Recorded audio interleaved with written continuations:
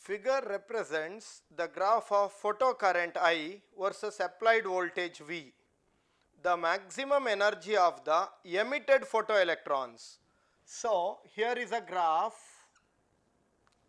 This is potential V and this is current I, and this is where the graph starts to like this. So this is 2, that is when the current gets almost saturated. This is minus 4 volt. The maximum energy of the emitted photoelectrons is, so this corresponds to the stopping potential.